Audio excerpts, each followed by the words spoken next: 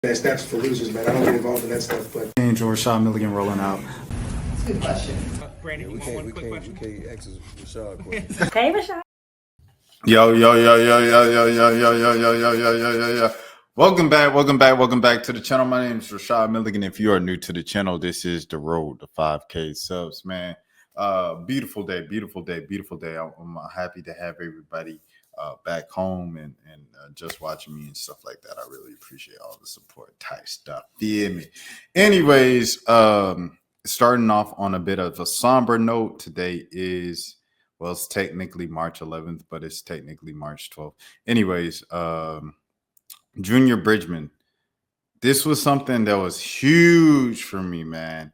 So Junior Bridgeman, a former NBA player, died at the age of 70 after he collapsed at an event that he was attending today.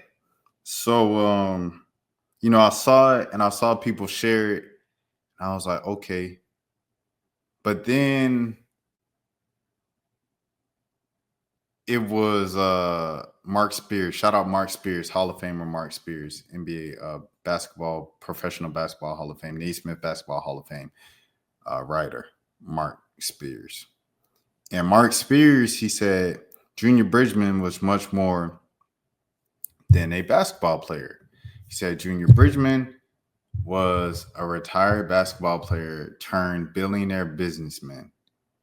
I had no idea there was any form of play, like, because the way I thought of it, I just thought that it was like Michael Jordan was the first NBA guy, former NBA player to become a billionaire, and then it was LeBron James. I had no idea that this man, Junior Bridgeman, became a businessman and a serial entrepreneur, successful businessman, all the way to the point where he worked his way up to be a billion. I had no idea. Like another black billionaire. I had no idea, Junior Bridgeman. And it really hurt me. It really hurt me to know that I was not aware of this great soul, this amazing life, this amazing legacy, this amazing career, barrier breaker, et cetera, all of the things while he was still here. And the craziest part is he was at InvestFest a couple of years ago. He's at InvestFest 2023 in Atlanta.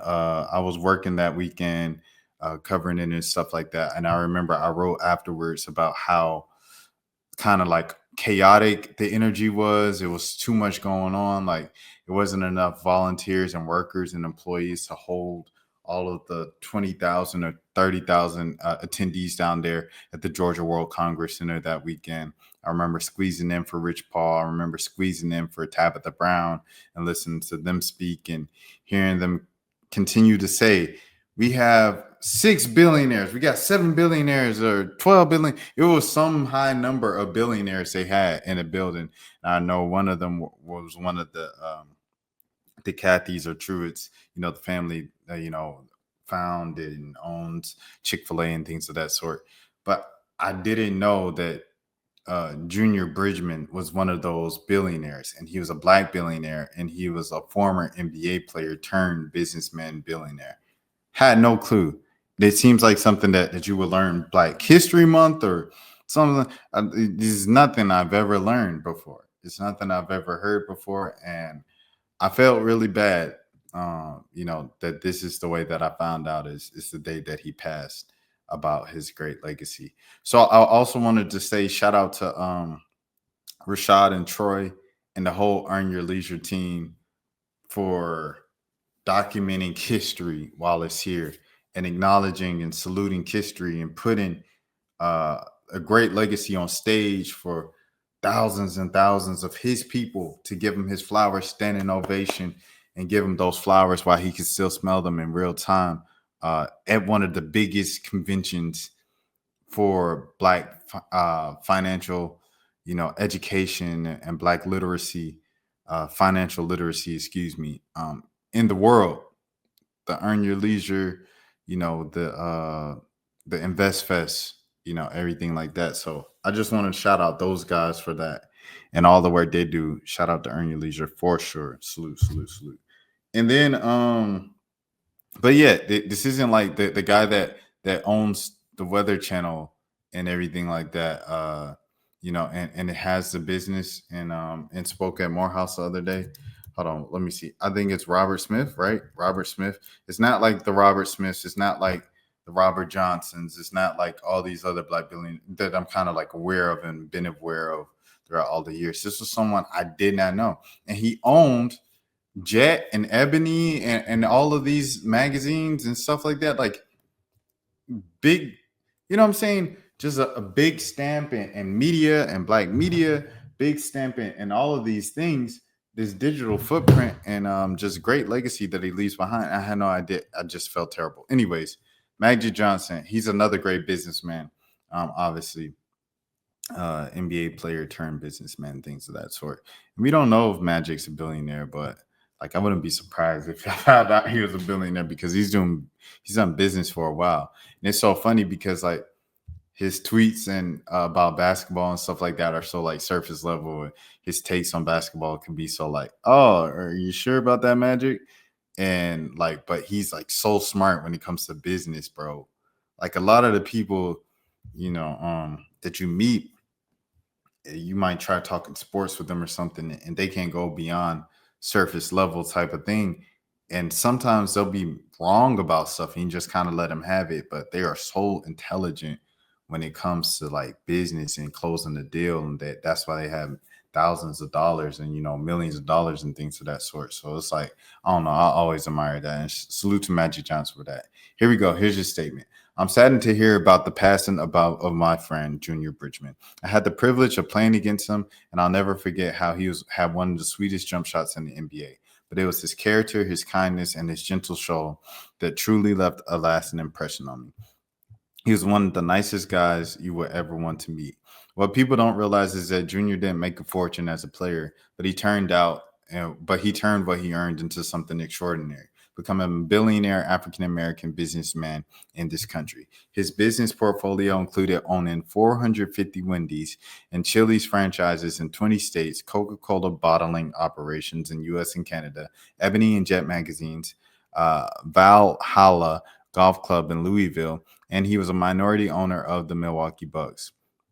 Junior also served on the boards of the PGA of America, Churchill Downs Incorporated, Fifth Third Bank, Jackson Hewitt, Governor Scholar Program, Crusade for Children's Foundation, University of Louisville's Board of Trustees, Louisville Arena Authority, and more. He is the blueprint to so many current and former athletes across sports that success didn't end when you're done playing. Beyond business, Junior and his wife Doris made a lasting impact on opening doors for African Americans at the Kentucky Derby. Through their annual pre-Derby party and fundraising efforts, they gave access to so many, including myself, to experience this iconic event, something that has historically been out of reach for so many in our community. Thank you, Junior, for being an inspiration on how to be a man, a husband, a father, and a businessman. You spent so much of your post-playing career mentoring and educating athletes, and I always reference your journey when I speak to young athletes about transitioning from the court or field to the boardroom. Your legacy will transcend beyond your financial success to the doors that you open for so many and inspiring generations to come.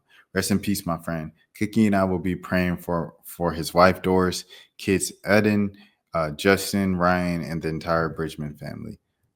So here's another thing too. Oh wow, this is a great photo of the two. Here's another thing too that I want people to also take away from this, and it's a side note. We get a lot of kind of reminders about this all the time. But your health is your wealth, man. This is a billionaire. You know what I'm saying? This is a billionaire right here, and he collapsed. Age 70, he collapses, at his event. And that's it. There's no kind of coming back from that for him. He was just gone. And nothing can quite replace, hold on, there we go. Nothing can quite replace your health. You can't buy health. It just is what it is. And it's a sad story. So make sure you take care of your health. Make sure you get checkups. Make sure if you got parents or older relatives that you're pressing them to get checkups, routine trips to the doctor, all of those things, and make sure that their body is good. Everything's going the right way, because what you don't know can hurt you and things of that sort. And I also know that a lot of people like this, a billionaire or something like that, a successful business person, they rarely get sleep. They rarely get rest. And they say, oh, I'll sleep when I'm, you know the rest. And rest is extremely important because if you don't get rest, your body will force you to rest and things of that sort. So make sure you keep all of those things in mind. Rest in peace, Junior Bridgeman. Thank you for all that you've done. And thank you for leaving the legacy and a story that I'll now go way deeper into researching and learning about, and it will continue to educate generations and generations after me and stuff like that. So salute, Junior Bridgeman. Safe travels, like Tyler Creator says. So yeah, man, safe travels. Rest in peace, Roy Ayers as well. Yes, sir. That's for losers, man. I don't get involved in that stuff, but. Angel Rashad Milligan rolling out. That's a good question. We can't ask Rashad questions. Hey, Rashad.